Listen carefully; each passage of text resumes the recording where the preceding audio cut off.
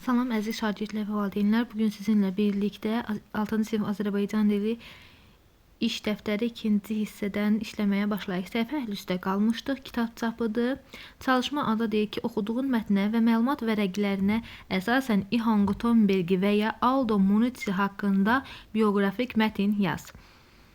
İndi İhan Gutenberglə Aldo Monici haqqında məlumat vərəqi verib, biz onların həyatı və yaradıcılığı haqqında gəlik yazaq. Burada iki dənə yazacağım. Biri Aldo Monici'yə aid, biri də İhan Gutenberg'ə aid. Siz özünüz hansını istəsəz onun haqqında da yaza bilərsiniz. Gəlin birinci İhan Gutenberg'ə aid yazaq. Budur, burada İhan Gutenberg'ə aid olan mətni yazmışam. Burada da belə işarə eləyə bilərəm ki, buna aiddir. Təxminən 1397-1400-cü illərdə Almaniyada anadan olub ixtiraçı və mühəndis olub, borcunu ödəyə bilmədiyi üçün dəzgahları müsadirə edilib və 1468-ci ildə kasıblıq hissində vəfat edib. Yaradıcılığına isə onu yaza bilərik ki, mexaniki çap dəzgahını ixtira edib və ilk dəfə Bibliyanı çap etməklə kitab istehsalında inqilab edib. İndi isə keçəyin Aldo Monici haqqında yazmağa. Burada da İhan Gutenberg'ə aid bunları yazdım. Gəlin onu da işarələyək ki, yox, İhan Gutenberg'ə əvvəlkini yazdım. Aldo Monici'yə aiddir bu artıq burada yazdığım. Həyatı haqqında təxminən 1449-1452-ci illərdə İtaliyada doğulub, Romada Yunan və Latin dillərini öyrənib 1515-ci ildə Venesiyada vəfat edibdir. Yaradıcılığı isə durğu işarələrini standartlaşdırıb və kursiv şriftini yaradıb. İlk dəfə kiçik formatlı ucuz kitablar nəşr edərək mütaliəni kütləvləşdirib.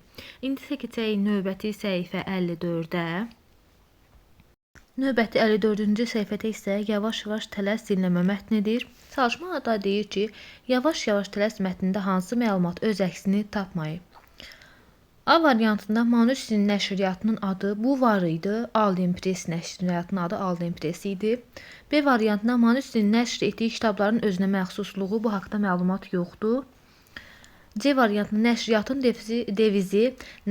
devizi o idi ki, yavaş-yavaş tələs. Devizi yəni bu idi, mətnin adından eynidir.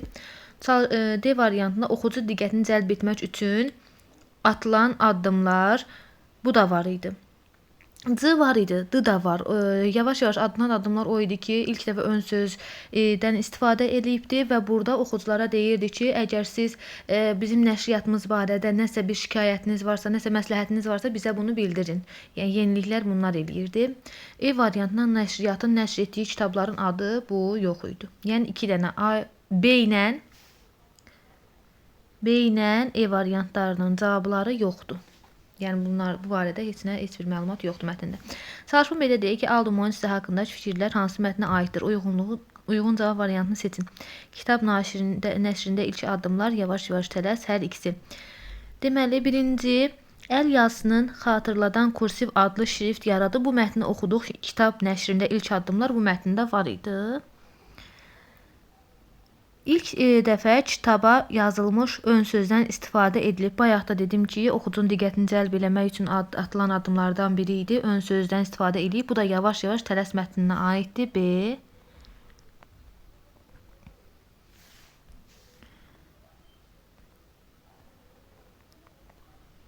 B.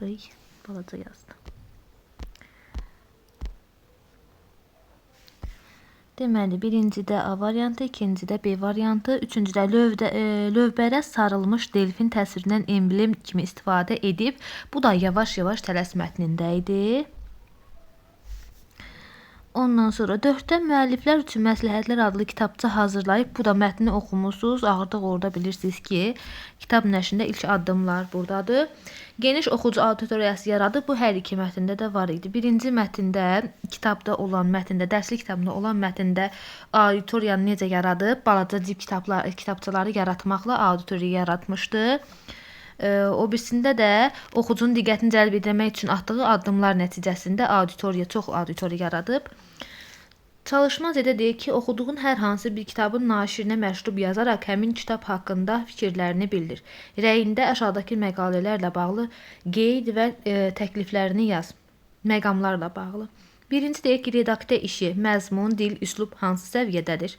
İkinci, kitabın bədii tərtibatı, şrift, cild, illüstrasiyalar səni qane edirmi? Gəlin yazaq.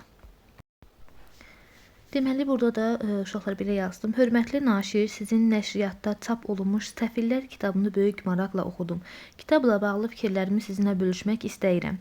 Redaktə işi haqqında yaza bilərsiniz ki, kitabın dili olduqca rəvan və anlaşılıqlıdır. Məzmun orijinala sadiq qalıb, lakin bəzi səhifələrdə kiçik hərf səhvlərinə rast gəldim. Gələcək nəşrlərdə buna diqqətlə yanaşmağınızı təklif edirəm. Bədii tərtibat haqqında da yaza bilərsiniz ki, kitabın üz qabığı və illüstrasiyaları məzmunu çox gözəl tamamlayır. Şriftin ölçüsü oxumaq üçün çox rahatdır. Ümumilikdə kitabın bədii tərtibatı məni tam qane edir. Belə keyfiyyətli kitablar çap etdiyiniz üçün təşəkkür edirəm. Hörmətlə öz adınızı yaza bilərsiniz. İndi mən Səfillər kitabını yazdım. Siz hansı kitabda Səfillər kitabı haqqında məlumat verdim. Siz hansı kitab haqqında istəsəz o haqqında da məlumat verərsiniz. İndi isə bu günlük bu qədər. Hələlik.